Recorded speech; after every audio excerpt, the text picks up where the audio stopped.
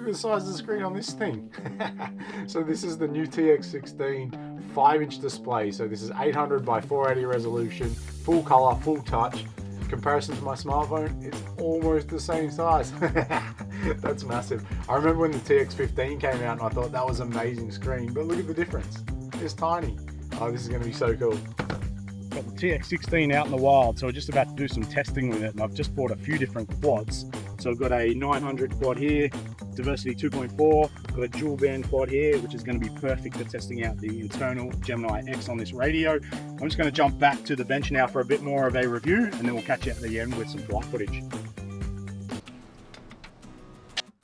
This thing is clean. It's the brand new RadioMaster. We finally got the internal Gemini-X dual band radio with full-size gimbals. This model here is the Mark III MAX. There's several cool colours in the range as well as a transparent charcoal, but this blue here is something else. It's got the CNC'd aluminium AG02 gimbals, which are fully adjustable without taking the case apart, by the way.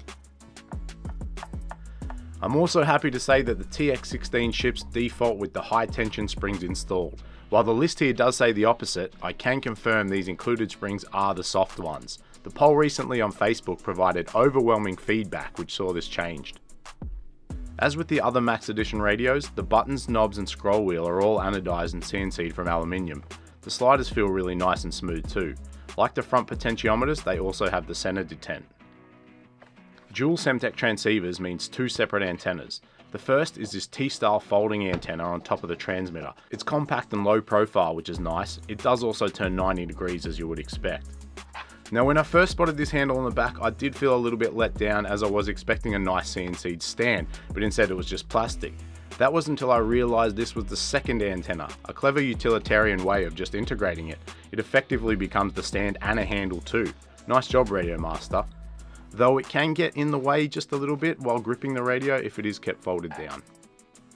A nice little touch here is the colour match stitching on the leather grips. This was a little quirk with the Boxer Max, as no matter what colour you chose, the leather grips had red stitching and could look a little funny just like on my blue custom Boxer here. Much nicer now though. The carry case is a variation of what we've known to expect with these transmitters. Unfortunately there's no gimbal protector, but the TX16 fits in comfortably. I did notice a little dent above one of my long switches, and if you're always jamming your pack full or sitting on your bag, this might be something you'll want to watch out for. As I don't have a use for the sliders and they're a little bit uncomfortable when pinching, I'm going to remove them and use the included switch panels for a cleaner feel. Firstly by removing the switch nuts with the RadioMaster tool.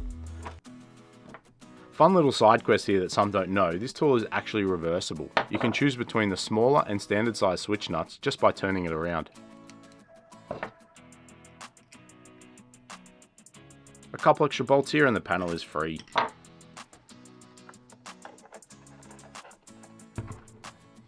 Two more screws here just to remove the slider and switches.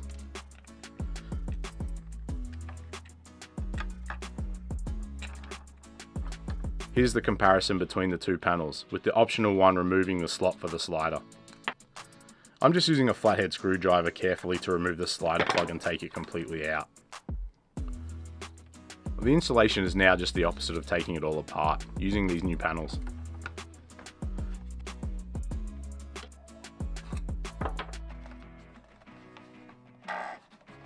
Adding silicone switch covers improves that tactile feeling. It looks way better too. You can get these in different colours and they also come in two different lengths. They're labelled and they just push on. As usual, we've got the lanyard, a USB cabled, a detailed quick start guide that actually has a useful gimbal adjustment chart, and a new fresh sticker set. These ones actually look pretty cool. Gone are those days of waiting 10 seconds for a transmitter to boot up. These are lightning fast. Turning off is even quicker. Just in case you missed it, here's one more time. Lowering the light reveals the sick RGB programmable gimbal rings. And again, this massive bright IPS touchscreen. I'm going to have to start renting out screen space now. You got like 3 feet of air that time. They don't come with batteries, but fitting the 6200 mAh pack in is no problem. It's got 4 gig of internal flash memory too, so you can leave out the SD card. Charge port with the cover on top here. It's got the mounting points for a transmitter tray still. It's got a JR compatible module bay. and here are just SMA antenna ports for any auxiliary setups. That wraps up all our bench review, so let's get back to that flight footage. Started off with some power lines, why not? That was close. So this is the TX16 from RadioMaster.